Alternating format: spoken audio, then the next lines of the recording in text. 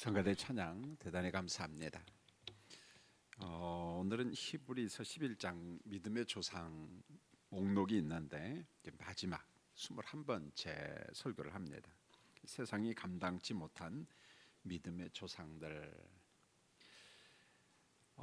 오늘 설교의 핵심은 어느 한 사람이 아니고 이 믿음의 조상들에 관한 그런 말씀입니다. 그래서 33절을 보면은 그들은 이렇게 복수로 나와요.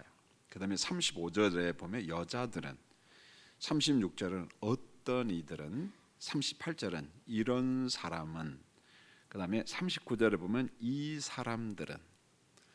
지금까지는 한 사람 한 사람 그들이 어떤 믿음으로 하나님을 기쁘시게 했는가 우리가 공부를 했는데, 전체를 그냥 묶어가지고 이 복수의 성도들이 유대인 성도들, 그러니까 유대인 기독교인들을 지금 위로하고 격려하고 있습니다. 그래서 우리가 1차적으로 히브리서 독자들은 바로 유대인 기독교인들, 원래 유대교인들 할례 받고 그런 사람들인데, 그들로 보면 새로운 종교죠. 새로운 기독교를 받아들인 사람들. 그런데 그들에게 늘 만사 형통만 있는 것이 아니라 환난과 핍박이 있고 또 재산도 빼앗기고, 그리고 어떤 사람들은 순교도 당하고, 그와 같은 사람들에게 위로 격려하기 위해서 종합적으로 쫙 설명을 합니다. 자, 여러분 33절을 보면은 같이 한번 읽어볼까요? 시작. 그들은 믿음으로 나라들을 이기기도 하며 의를 행하기도 하며 약속을 받기도 하며 사자들의 입을 막기도 하며. 자, 첫 번째로 그들은 누구냐면 믿음의 조상들인데 나라들을 이기기도 하며. 여러분 대표적인 사람이 많이 있습니다만은 요수아와 어떤 사사 같은 사람들, 그 다음에 다윗과 같은 사람들이잖아요. 여러분 요수아를 보세요. 가나안 정복 전쟁을 하는데 많은 그 가나안 족속들, 7족속들을 이렇게 정복해 나가는 것을 보게 됩니다. 그 다음에 사사 시대 때는 하나님의 언약 백성들이 범죄하면은 하나님께서 어지간하면 다 봐줘요. 근데 그들의 죄가 너무 심각하면은 주변 나라를 들어서 그들을 징벌을 합니다. 이때 하나님께서 그들이 또 회개하면은 사사들을 들어서 하나님께서 백성들을 건져내죠. 이 사사들을 보면은 별것 아닌 것처럼 보이지만은 하나님의 은혜로 주변 나라들과 싸워서 승리하는 것을 보게 됩니다. 특별히 나라들을 이기기도 하며, 여기 아주 대표적인 사람은 누구냐면 다윗 아니겠어요? 정복 전쟁을 하면서 옆에 있는 블레셋, 모압, 암몬, 에돔, 그리고 주변에 있는 여러 나라를 정복해 가는 거죠. 자, 우리가 정복했을 때 자칫 잘못하면은 마치 러시아가 우크라이나를 막 공격하듯이 이 후한무치한 그런 개념이 아니고, 이미 창세기 15장에 보면 하나님께서 아브라함과 언약을 맺어요. 너희가 이 다음에 엄청난 영토를 차지할 것이다. 그 약속의 근간, 언약의 근간, 일종의 하나님의 언약의 성취죠. 보면 그걸 이루어 갑니다. 그래서 나라들을 이기기도 하며, 이게 믿음의 조상들이 믿음으로 그런 승리를 했다는 거죠. 그 다음에 의를 행하기도 하며, 자, 가나안 땅에서 하나님의 의 구원을 실현한 사람들, 사사들도 있고요. 그 다음에 대표적인 사람은 사무엘 선지자 같은 사람. 여러분 사무엘 선지자는 참 독특한 분이에요. 그는 사사입니다, 제사장입니다, 선지자입니다. 그래서 사무엘 같은 경우에는 어떤 그리스도의 모형으로 등장하기도 하죠. 그 다음에 약속을 받기도 하며, 언약을 받은 구약의 대표적인 사람들은 아브라함, 이삭, 야곱, 요셉, 그리고 이스라엘 조상들, 다윗도 여기에 해당이 되죠. 보면은 그 다음에 사자들의 입을 막기도 하며, 여러분 대표적인 사람이 누구냐면은 삼손 같은 사람, 그 다음에 다윗 같은 사람, 그리고 다니엘 같은 사람. 다니엘이 사자의 입을 막은 건 아니지만 하나님께서 역사하잖아요. 그래서 사자굴에서 은혜 가운데 살아납니다. 자, 우리 믿음의 조상들의 그 삶을 보면은 정말 믿음 하나로 나라들을 이기기도 하고, 그 다음에 하나님의 의를 행하기도 하고, 그리고 약속을 받기도 하고, 그 다음에 사자들의 입을 막기도 하고, 이 모든 게 히브리서 11장이 강조하는 건 믿음입니다. 그러므로 유대인 기독교인들이 환난과 핍박을 당하고 있어요. 뒤로 물러나고 있습니다. 어떤 사람들은 유대교로 돌아갈까 고민하는 사람들이 있습니다. 바로 이 믿음의 조상들을 보면서 뒤로 물러나지 말아라. 하나님을 견고하게 붙잡아라. 지금 그걸 권면하고 있는 거예요. 그 다음에 34절에 보면은 우리 믿음의 조상들이 당한 그 고통이 참 무지막지해요. 보면은 여러분 34절 한번 읽을까요? 시작. 불의 세력을 멸하기도 하며 칼날을 피하기도 하며 연약한 가운데서 강하게 되기도 하며 전쟁에 용감하게 되어 이방 사람들의 진을 물리치기도 하며. 자, 여러 유형이 나오는데 첫 번째로 불의 세력을 멸하기도 하며. 그럼 대표적인 사람이 누구 계세요? 다니엘서에 나오는 사드락, 메삭, 아벳느고. 풀무불 속에서 건짐을 받았어요. 여러분 이게 말이 됩니까? 사실은요. 자, 이걸 어떻게 봐야 되겠어요? 풀무불의 기능을 하나님께서 소멸시킨 거예요. 보면은 당연히 죽어야 돼요. 그런데 그 속에서 살았다는 것은 이 사람들 사드락, 메삭, 아벳느고가 하나님의 존재를 믿고 그분이 우리와 함께 한다는 거, 그 가운데 하나님께서 건져 주신 거잖아요. 그 다음에 칼날을 피하기도 하고. 그럼 대표적인 사람이 다윗이에요. 사울이 단창을 던질 때 2번이나 피합니다.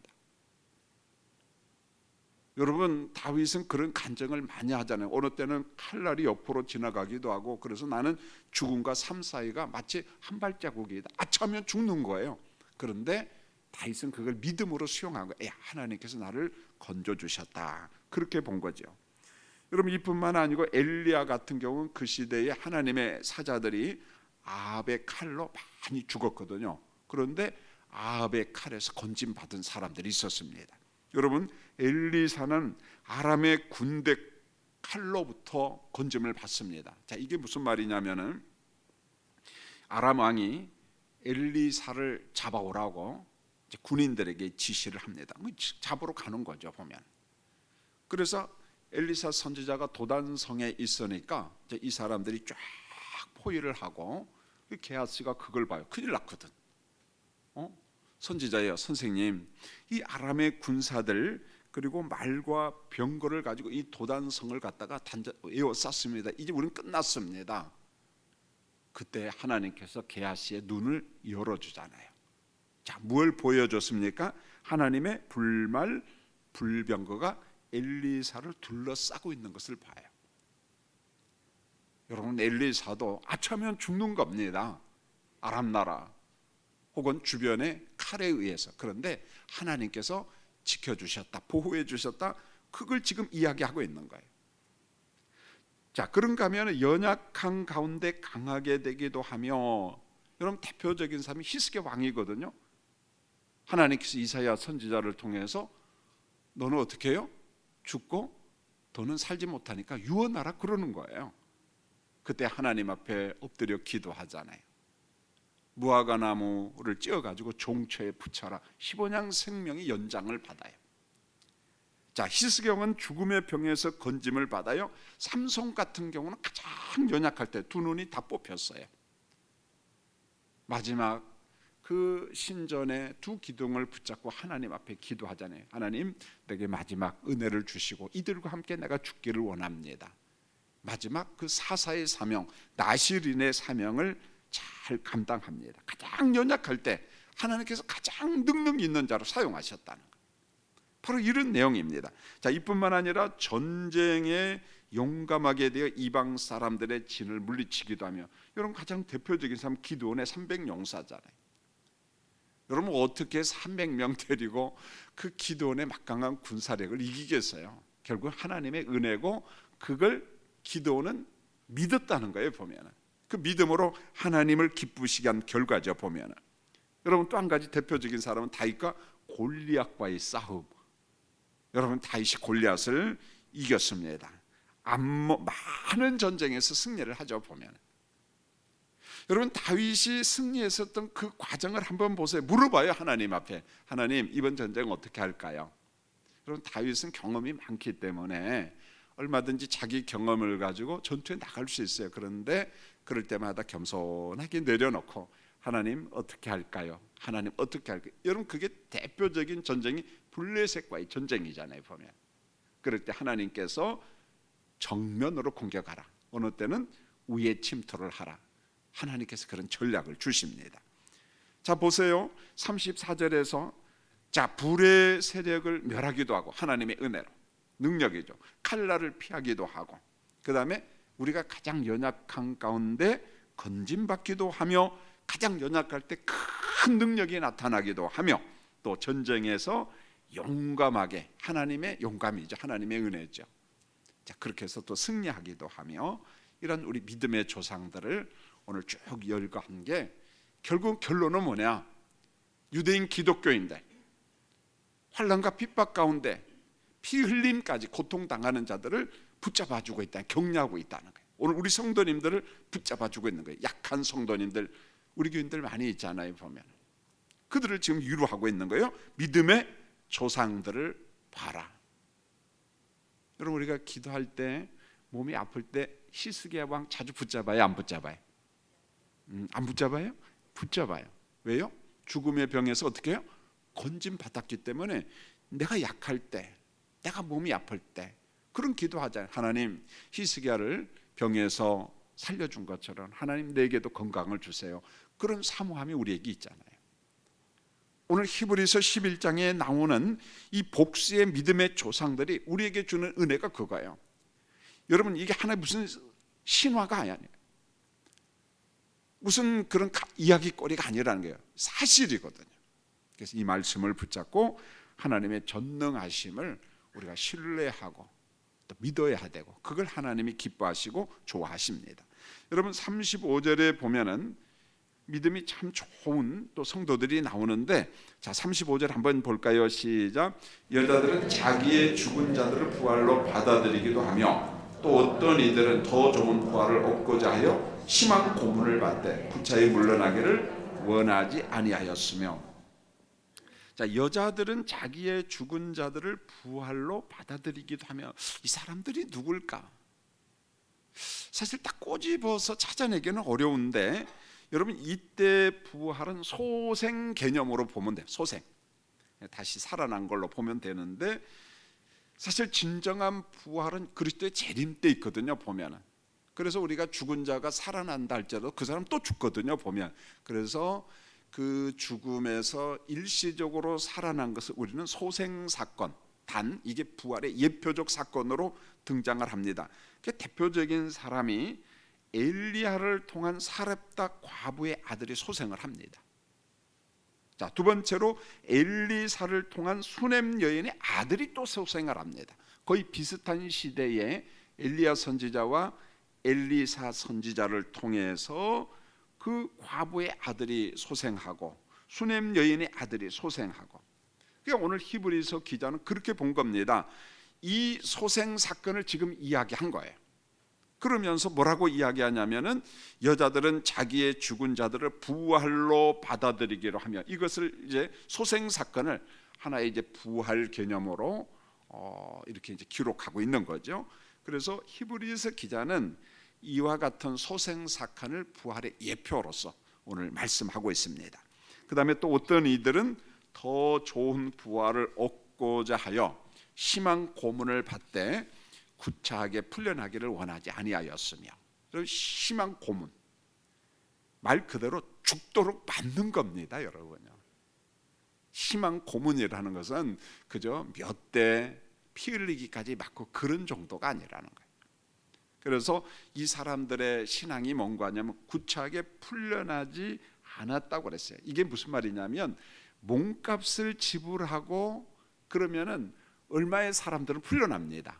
아니면 내가 믿었던 신앙을 부정을 해버리고 마치 이런 거죠. 난 예수를 위해서 나 죽겠다 그랬던 사람이 예수를 부정하면은 살려주는 그런 경우가 있거든요. 기독교 역사 속에 보면은. 그런데 이 사람들은 내가 죽을지라도 난 구차하게 풀려나려고 뭐 몸값을 지불하고 그리스도를 부정하고 삼위일체 하나님을 부정하고 그로 인하여 내가 석방하는 거, 난 그런 거 거부했다는 거예요. 왜요? 더 좋은 형태의 부활을 얻고자 육신의 생명을 포기한 사람들이에요. 여러분, 이런 것은 우리가 가볍게 설명하기 어려워요. 왜 그런 거 하냐면 우리가 당해보지 않았거든요.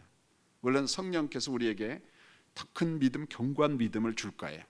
히브리서 11장의 믿음의 조상들이 가졌던 그 믿음을 여러분과 저에게도 선물로 주실 줄 믿습니다.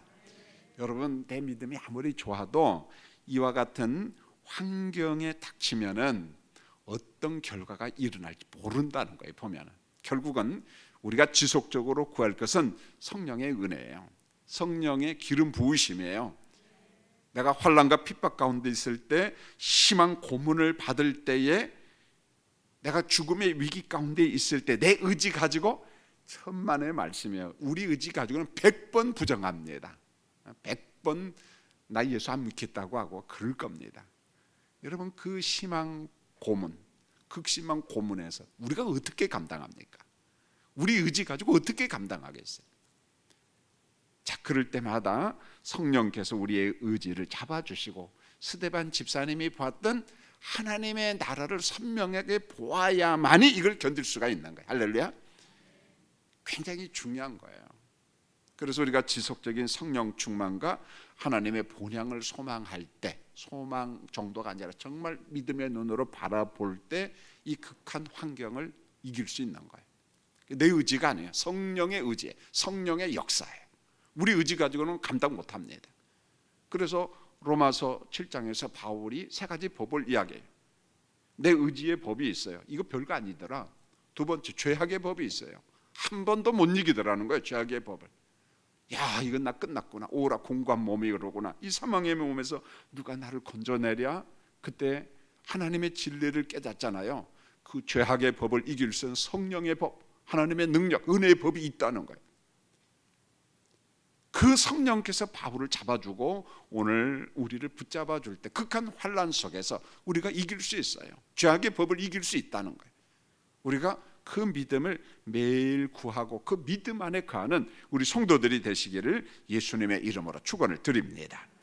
그 다음에 36절에 보면은요, 참 인간적인 수모죠. 이걸 극복한다는 게 참 어려워요. 여러분, 36절 한번 읽겠습니다. 시작. 또 어떤 이들은 조롱과 채찍질 뿐 아니라 결박과 옥에 갇히는 시련도 받았으며, 자, 어떤 이들은 조롱을 받아요. 채찍을 맞습니다. 결박과 옥에 갇히는 시련을 받습니다. 비인간적인 수모와 핍박을 받는다는 거예요. 여러분, 우리가 감정을 가지고 있기 때문에 누군가로부터 빈정거림과 수모를 당할 때, 수치심을 당할 때 그걸 극복하기가 참 어려워요. 어떤 사람은 그 수치심과 수모를 극복하지 못하고 스스로 목숨을 끊는 사람이 있어요. 그리고 어떤 사람은 그 수치심을 밖으로 돌리는 사람이 있어요. 그래서 남을 살해하고 뭐 어디다가 막 불을 질러 버리기도 하고 그런 경우가 있거든요. 여러분, 극도의 수치심이 그만큼 그 감당키가 어렵다는 거에 보면은요. 여러분, 열왕기상 22장 24절로 28절에 보면 시드기 왕은 미가야 선지자의 뺨을 치며 옥에 가두라 그랬어요. 여러분, 누군가 내 인격을 모독하는 뺨을 친다고 생각해 보십시오. 감당키 어려운 거예요. 여러분, 예레미야 선지자는 감옥 구덩이에 들어가는 박해를 받고 그가 먹는 것은 떡 한 덩이, 이것 가지고 먹고 살았습니다. 그가 당한 수모는 대단했어요. 보면은 오늘 믿음의 조상들이 하나님을 향한 그 믿음 하나 지키려다 보니까 온갖 수모, 조롱, 채찍, 결박, 감옥에 가는 이러한 순환을 우리 믿음의 조상들이 당했다는 거예요. 여러분, 지금도 비인간적인 수모를 당하는 자료들이 너무 많습니다. 여러분, 무슬림 지역에 사는 사람들 이 수모를 당하잖아요. 아프리카 지역, 인도, 방글라데시, 아프가니스탄, 북한, 중국, 중앙아시아 지역, 라오스, 베트남, 감옥에 보통 갑니다. 유배 갑니다. 동네에서 추방당합니다. 여러분, 직장에서 쫓겨나요. 베트남 같은 경우, 라오스 같은 경우에는 직장에서 쫓겨나요. 여러분, 가끔 이런 말 듣잖아요. 우리 같은 사회에도 회사에서 출근했는데 뭐가 없어요? 자기 책상이 없는 거야. 여러분, 그 수모, 그 수치심 어떻게 감당하겠어요? 당장에 때려치우고 사표 내고 나오고 싶죠. 그런데 가끔 그런 감정을 들어요. 그래도 내 아내가 있고 자식들이 있기 때문에 내가 견디야겠다. 여러분, 직장 생활하는 사람, 이 자본주의 경쟁 사회 속에서 그 수모라는 건요, 상상을 초월합니다. 우리가 그런 사람들의 간증을 많이 듣잖아요, 보면은. 여러분, 우리 속한 중앙교회 성도님들, 우리 교구와 구역 식구들 가운데 여러분, 지체들을 서로 기도해 줘야 돼요. 직장에 가서 수모 당하지 않도록, 수치심을 느끼지 않도록 하나님께서 울타리 쳐주시고 하나님이 좀 보호해 주시라고 기도해 주셔야만이 돼요. 얼마나 힘든지 몰라요, 보면. 여러분, 37절에 보면은, 자, 이렇게 우리 믿음의 조상들이 믿음 하나 지키려다 보니까 환난과 핍박을 당하는데, 여러분 37절 같이 한번 읽어볼까요? 시작. 돌로 치는 것과 톱으로 켜는 것과 시험과 칼로 죽임을 당하고 양과 염소의 가죽을 입고 유리하여 궁핍과 환난과 학대를 받았으니. 상상이 안 가는 거예요. 보세요. 돌로 치는 것과 톱으로 켜는 것과, 톱으로 켜서 죽였다는 거예요. 여러분, 대표적인 사람은 성전들에서 돌 맞아 죽은 스가랴. 자, 어떤 말씀은 사가랴 그렇게 나오는데 똑같은 사람이에요. 여러분, 이사야 선지자는 우리가 보통 그렇게 구전으로 내려오잖아요. 톱에 켜서 죽임을 당한 것으로 전해지고 있어요. 그 유명한 이사야 선지자. 여러분, 이세벨의 음모 때문에 나봇은 돌로 쳐서 죽임을 당하잖아요. 여러분, 스데반 집사님도 유대인들에게 복음을 전하다가 결국 그에게 날라온 것은 돌밖에 없어요. 돌 맞아 죽었어요. 저는 이 설교를 준비하면서 우리나라의 처형 제도가 이런 게 있었어요. 우리도 들어봤을 거예요. 능지처사 혹은 능지처참. 이게 뭐냐면은 똑같은 사형인데 사형 제도가 두 개 있었어요. 하나는 능지처사, 능지처참. 이것은 대역죄를 범한 사람을 그냥 죽이지 않아요. 칼로 찔러서 죽이지 않고 목 잘라서 죽이는 것이 아니라 사람을 이런데 좀 그 나무 기둥 같은데 묶어요. 그리고 난 다음에 6마디를 잘라서 죽이는 거예요. 그게 어딥니까? 목 하나, 양쪽 팔, 그러면 2개, 그 다음에 양쪽 다리, 그리고 몸통, 마지막에 심장을 찔러 죽이는 거예요. 그러니까 사람이 몇 마디가 되는 거예요? 6조각이 되는 거예요. 그러면 6조각을 그대로 그 가족들에게 장례식 주는, 아닙니다. 6동네로 보내는 거예요. 예. 자, 머리는 서울 경기, 오른쪽 팔은 충청 남북도, 이것은 저기 다 보내는 겁니다. 이게 무슨 말입니까? 대역죄를 범하는 사람은 요 사람처럼 어떻게 죽는다는 거예요. 여러분, 제가 요즘에 김옥균이라는 책, 갑신정변을 일으켰던 핵심이었죠. 22살에 과거급제랍니다. 수석에 합격이 돼요. 고종의 인정을 받죠. 그때 이 나라가 참 말이 아니었습니다. 그래서 어떻게 하면은 이 나라를 자주 독립을 시킬 것인가, 그게 그분의 그 소망이거든요. 물론 이제 이분에 대한 긍정적 평가도 있고 부정적 평가도 있는데, 결국은 갑신정변 일으키고 실패를 하죠. 일본으로 갔다가 이분이 일본 서도도 귀향살이를 많이 해요. 중국 상하이에 갔다가 홍종우한테 총을 맞아 죽습니다. 보면은 죽으니까 이 사람 시체를 인천을 통해 가지고 합정동에 있는 양화진으로 데리고 와요. 죽었어요. 이미 이 사람 총 맞아가지고 3방 맞아가지고 죽었어요. 그래서 고종이 지시를 내립니다. 능지처참시켜라. 능지처사. 죽은 사람을 6동을 내요. 전국에 퍼집니다. 이게 가장 무서운 사형이에요. 두 번째는 참형인데 그건 목만 잘라 죽이는 거예요. 죽는 건 마찬가지예요. 보면은. 그래, 우리나라에도 보면은 그런 참 비참한 죽음을 당한 그런 사건들이 있죠. 신의 박해 때 이 카톨릭 신자들이 윤지충 같은 사람, 윤지충은 내가 알기로는 목만 잘라 죽었어요. 근데 윤지연 그의 동생은 이렇게 여선마디로 잘려 죽죠. 보면은 그런 게 있어요. 보면 여러분 기독교 역사를 보면, 천주교 역사를 보면은 지금의 천주교하고 초창기 한국의 천주교하고는 달라요.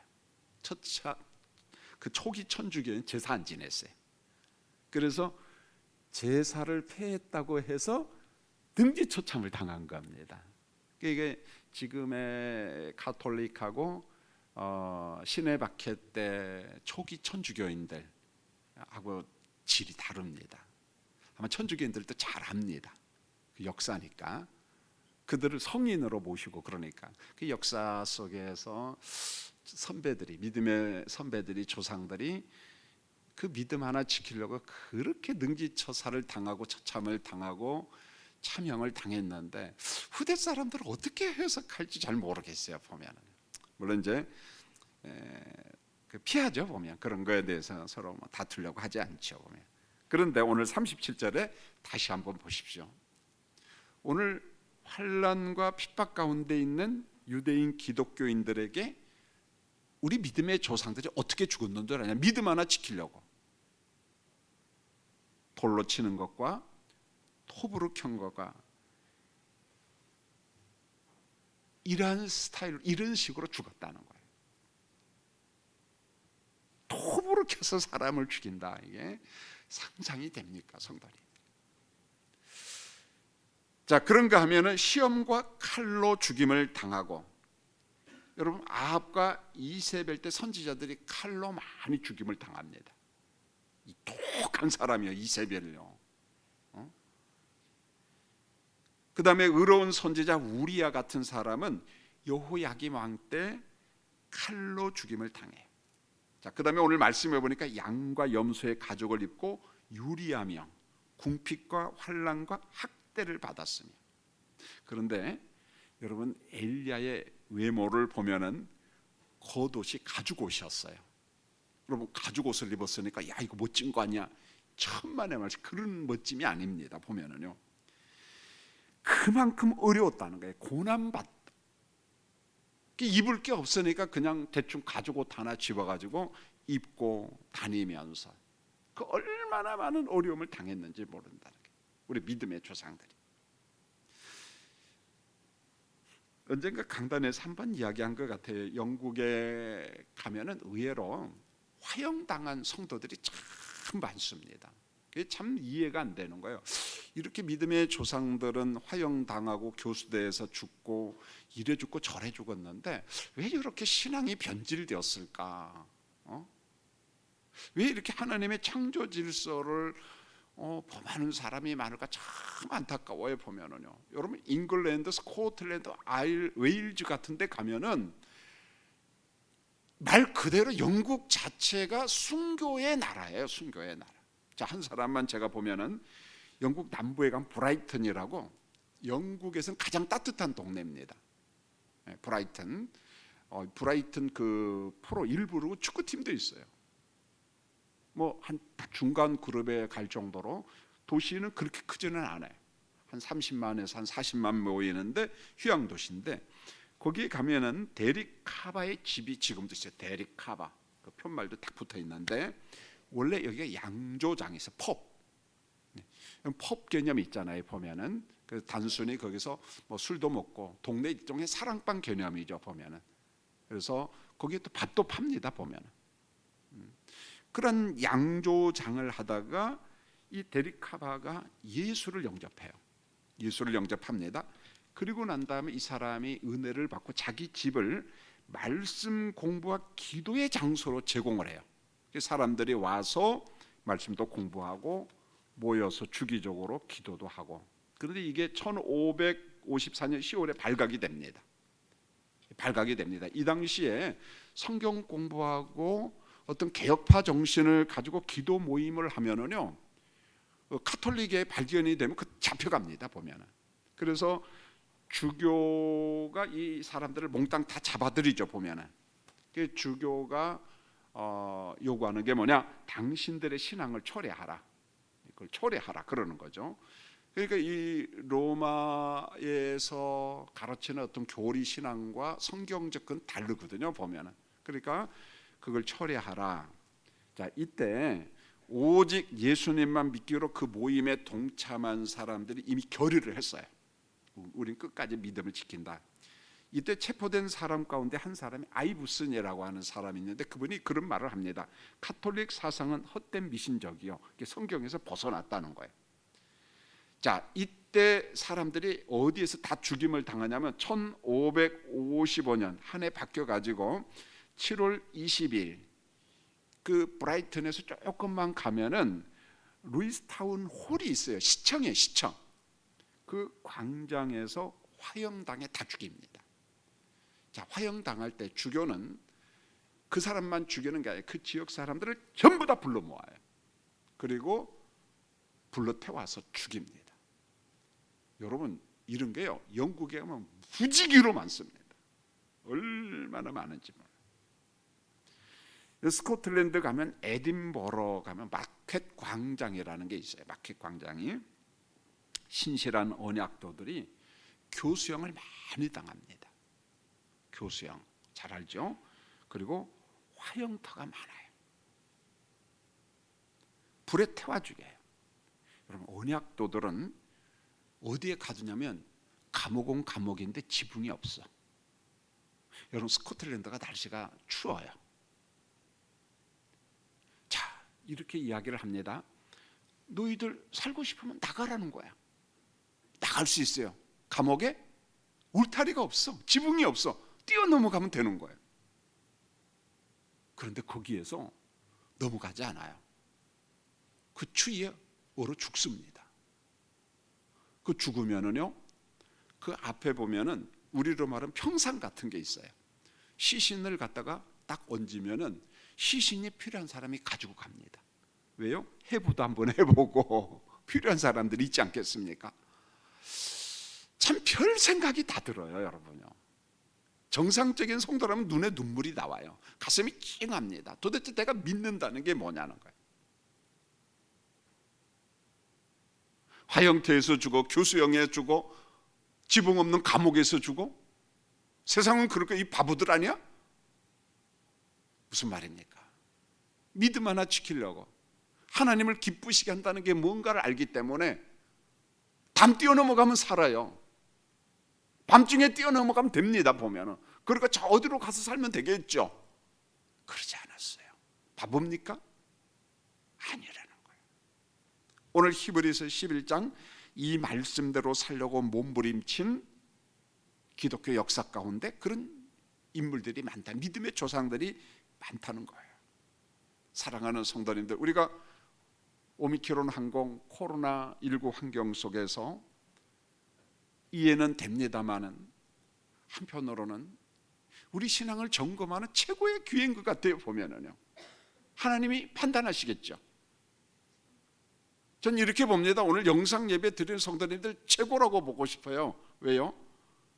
자, 어떤 이유 때문에 예배당에 못 왔지만은 잊지 않고 영상 예배 집중한다. 그 사람 최고예요. 물론 여러분도 최고입니다. 할렐루야. 그러나 이 시간에 예배라는 것도 잊어버리고 얼마든지 게으름 피울 수 있잖아요. 게으름 피울 수 있거든.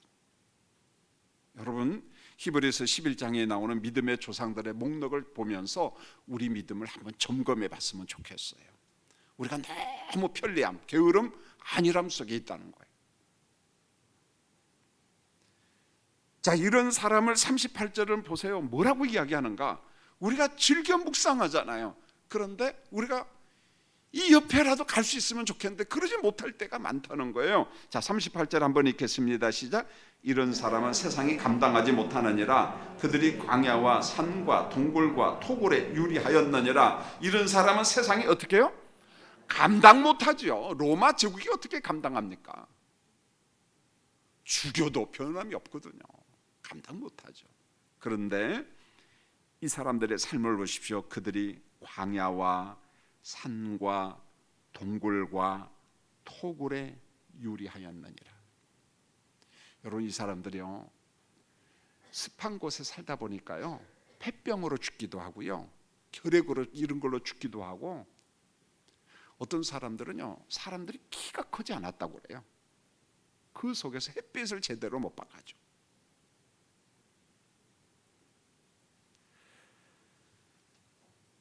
환난과 핍박을 감당한 성도들을 세상이 감당치 못하는 사람들, 세상이 감당치 못한다. 여러분, 이때 세상은 어디에서 하나님을 대적하는 세상, 삼위일체 하나님, 예수 그리스도의 구원을 거부하는 조직들, 철학, 신념들, 자, 그 사람들이 무기를 갖고 있어요. 권력을 갖고 있어요. 예수쟁이들을 잡아 죽였어요. 이들은 약한 모습으로 죽었어요. 오직 한 분, 하나님을 보면서, 본향을 보면서. 세상이 감당치 못한 믿음의 조상들은 본향을 사모하면서 이 나그네와 같은 이 세상에 미련두지 않았다는 거예요. 여러분, 이게 우리 의지 가지고 가능하겠어요? 성령께서 우리의 믿음을 잡아주기에.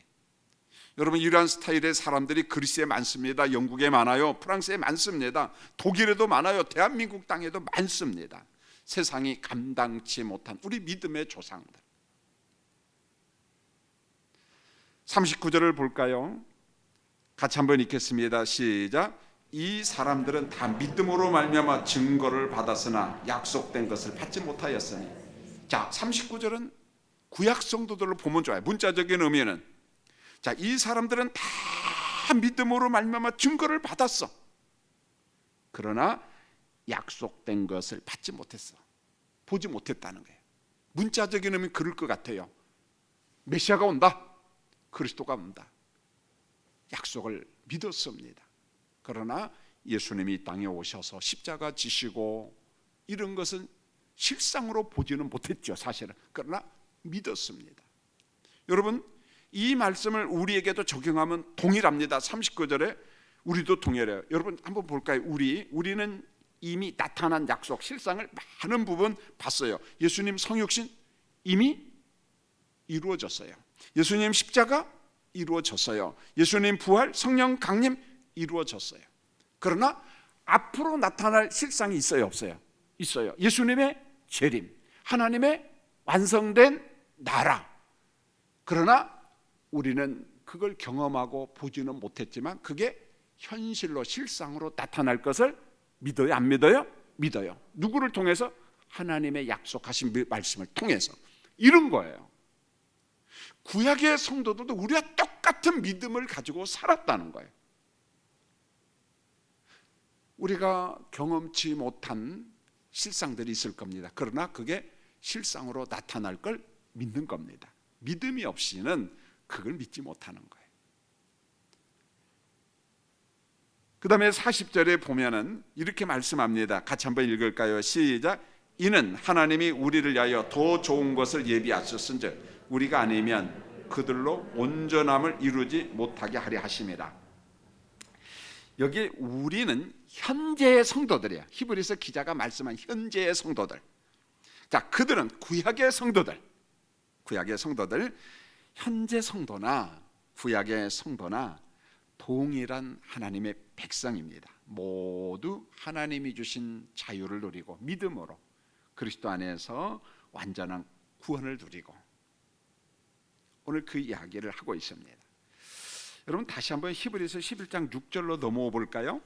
자, 우리 히브리서 11장 6절 같이 한번 읽어보겠습니다. 시작. 믿음이 없이는 하나님을 기쁘시게 하지 못하나니 하나님께 나아가는 자는 반드시 그가 계신 것과 또한 그가 자기를 찾는 자들에게 상 주시는 이심을 믿어야 할지니라. 자, 믿음이 없이는 하나님을 기쁘시게 하지 못하나니 하나님께 나아가는 자는 반드시 그가 계신 것과 또한 그가 자기를 찾는 자들에게 무엇 주심을 믿으라? 상 주시는 이심을 믿으라. 여러분, 이때 상이 뭘까요?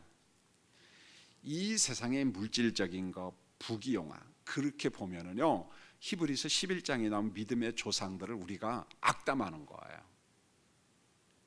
여러분, 세상 것 때문에 이 사람들이 목숨 버린 줄 아세요? 그렇지 않습니다.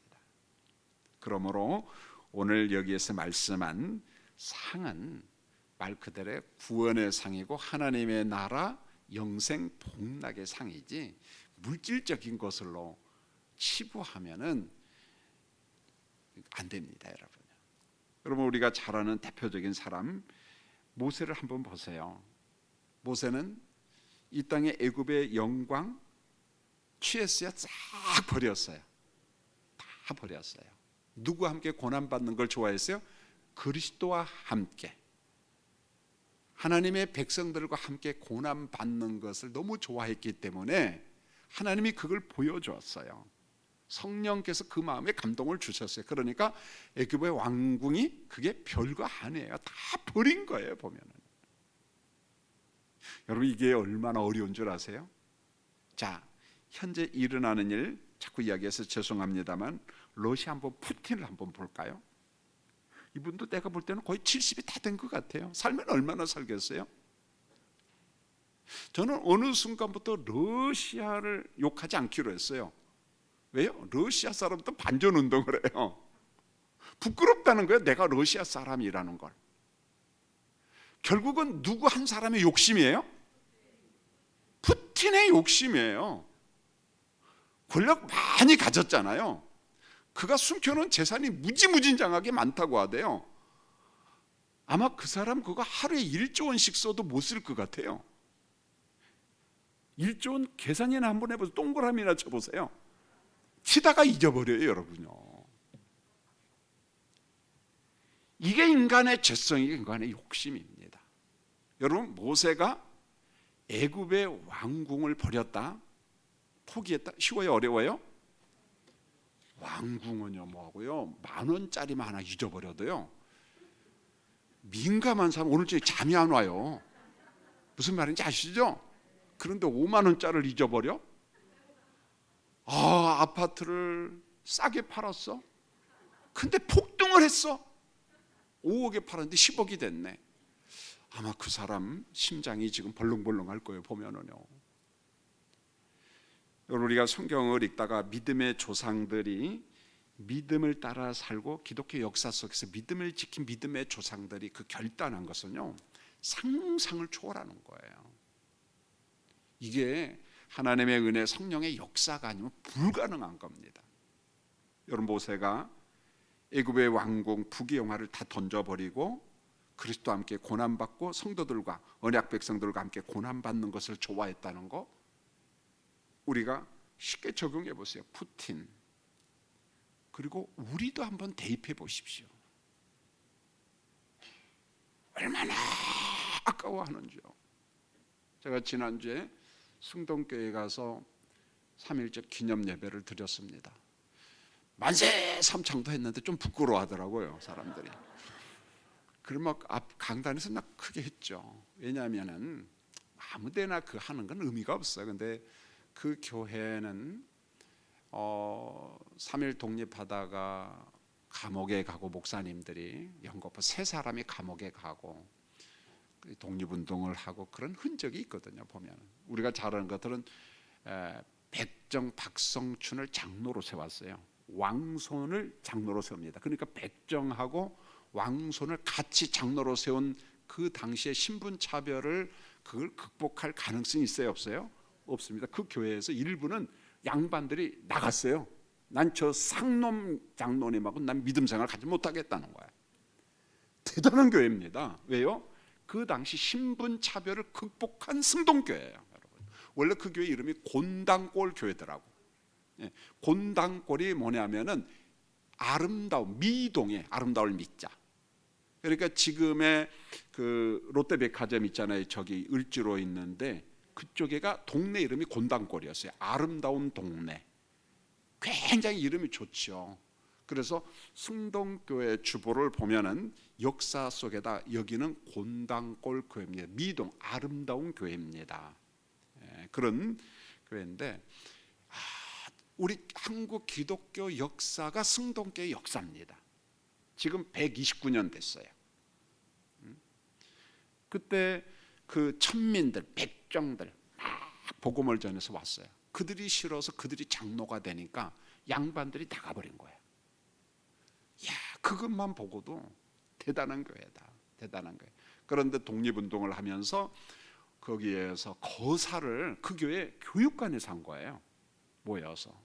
그러다 보니까 차상진 목사님은 투옥 생활하고 몸이 아파서 목회를 못하고, 그런 역사들, 참 자랑스러운 교회, 그런 교회구나. 그래서 참 제가 은혜를 정말 많이 받고 왔습니다. 그 교인들에게 그러면은 3.1절 기념 예배를 드리는데 맨날 기념 예배만 드리다가 끝나겠습니까? 그럼 앞으로의 비전이 뭐냐? 그 설교를 했어요. 그러면서 이 교회 고유의 역사를 따라서 선교하는 교회, 애국하는 교회, 말로만 애국. 다른 데서 3.1절 기념 예배를 드리면 의미가 없어요. 근데 그 교회는 의미가 있는 거야. 정말 나라를 사랑해야 되지 않겠느냐. 그러면서 여러분 받은 은사가 뭡니까? 그거 다 자녀들과 교회와 대한민국에 죽어가는 여러분 되기를 원합니다. 그게 의미를 아니까 아멘 하는 거예요. 자, 우리는 승동교회 교인은 아니지만은 사랑하는 성도님들, 우리 히브리서 11장 이제 마칩니다. 믿음의 조상들을 보면서 하나님이 내게 주신 것을, 하나님의 나라 선교를 위하여, 하나님 나라 확장을 위하여 다 죽어가는 우리 교인들이 되시기를 예수님의 이름으로 축원합니다.